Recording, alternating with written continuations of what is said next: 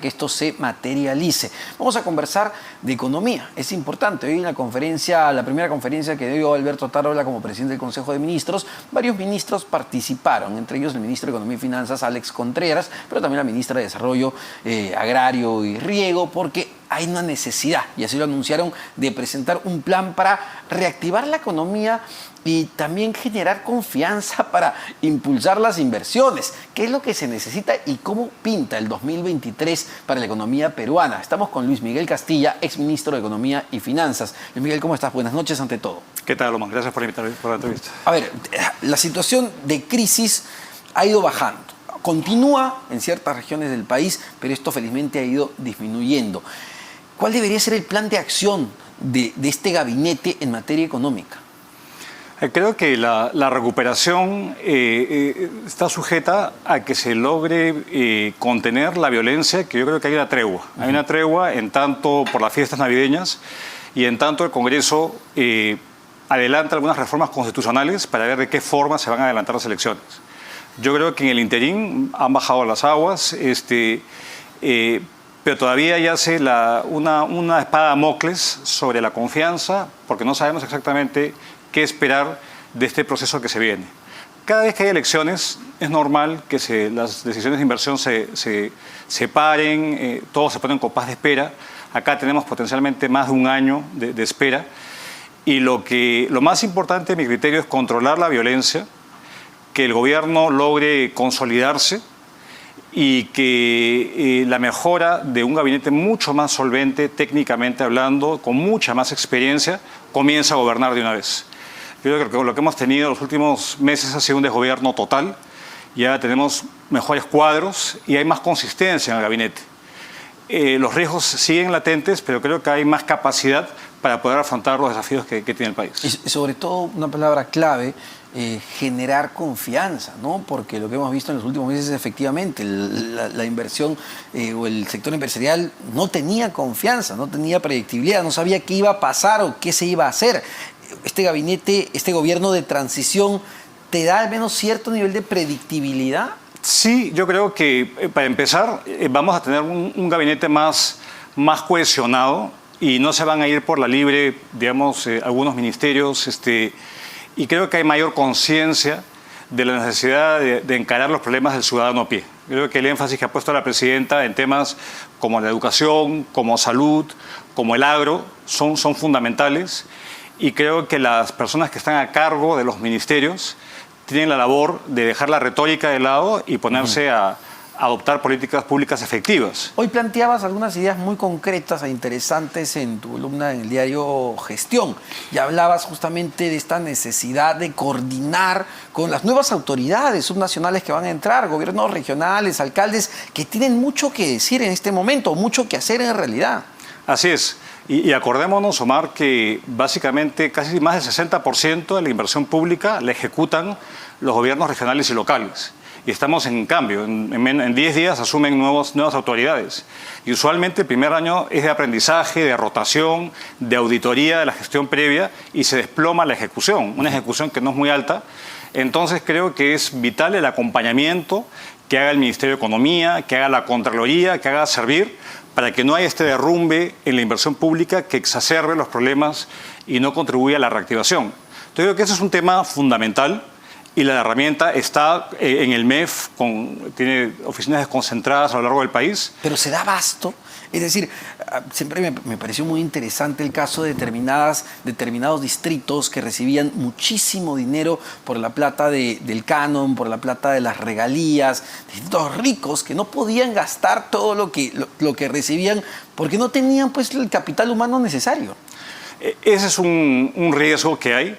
Hay conciencia de la necesidad de darle un acompañamiento mucho más cercano para justamente evitar de tener estas contradicciones, de tener mucho recurso y baja capacidad de ejecución.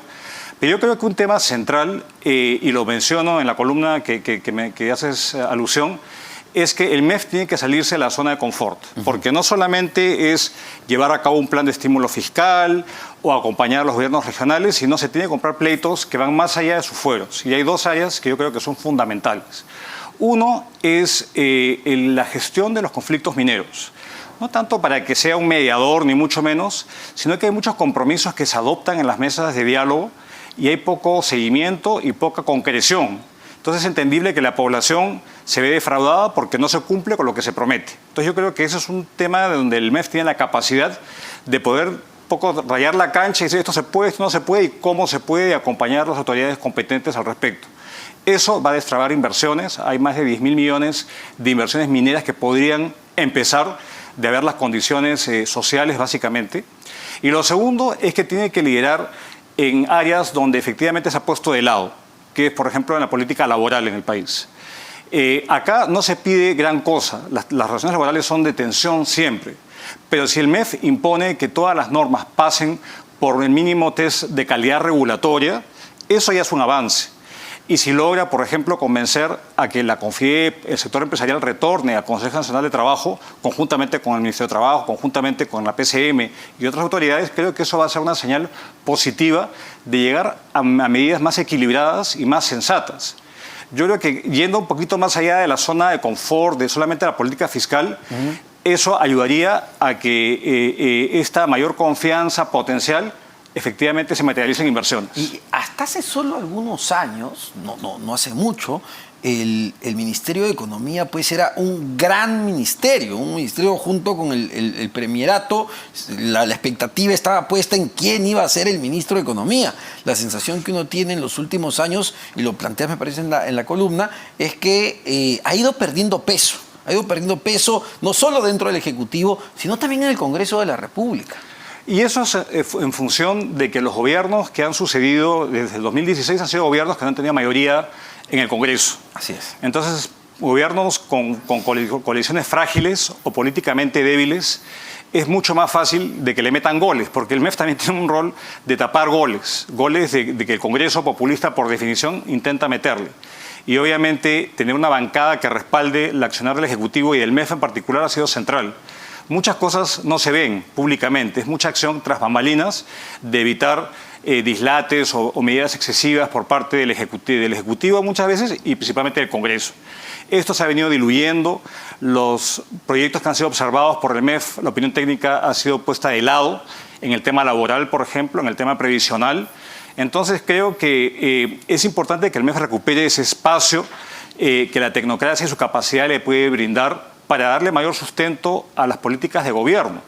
Eso se ha diluido y creo que la experiencia del actual ministro, que ha sido viceministro, sí, que acompañó a la ministra Alba durante la reanudación de la actividad económica en plena pandemia, da una continuidad importante y cierto conocimiento del día a día, del quehacer del MEF y del Estado peruano. Pero yo creo que es importante salirse de la zona de confort.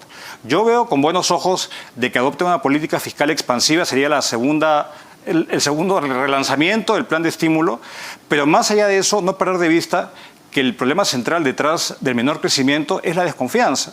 Y la desconfianza no se va a lograr con mayor política fiscal, con subsidios, con cosas más focalizadas, sino con un cambio de actitud, un mayor liderazgo y que se compre en el pleito que si no hay estabilidad y si no hay reglas claras, la inversión se apaga y eso pasa factura en la economía. Pero así como hablábamos en materia política de que este es un gobierno de transición y las reformas que se tienen que apuntalar tienen que ser muy puntuales y concretas y con mucho sentido de la realidad de que se alcancen los votos, ¿qué en este gobierno de transición de poco más de un año en materia económica se puede lograr realmente, que genere el verdadero impacto? A ver, Omar, no es poco, 16 meses, 18 meses no es un periodo corto, ¿eh? Año y medio puede pasar mucho. Yo creo que dentro de las tareas es encarar un entorno externo más hostil, porque el mundo todavía no resuelve el tema inflacionario. Yo creo que eso es un tema ahí latente y mucho lo que pasa afuera afecta a lo interno. Creo que es importante este acompañamiento del primer año de gestión de los gobiernos locales y regionales. Creo que es importante asegurar que la meritocracia vuelva al Estado. Obviamente el MEF tiene que comprarse el pleito de la reforma de la carrera civil, del servicio civil. Servir ha estado intentando acelerar la implementación de ese régimen que asegura cuadros idóneos y el MEF tiene que salirse de solamente manejar la caja fiscal a pensar cómo potencia el capital humano del Estado. Y hay cuestiones que están pendientes. Está la reforma previsional en el Congreso pendiente de aprobación y hay temas muy puntuales que requieren que se recupere el manejo técnico y la sensatez. Hemos perdido ya 18 meses de desgobierno, de parálisis, y creo que en estos aspectos el MES puede jugar, digamos, un rol importante. Por ser de transición no significa inacción. Transición significa que tenga, digamos, objetivos claros. De lo contrario, este menor crecimiento va a seguir y vamos a acabar pues, en 2%, que es insuficiente.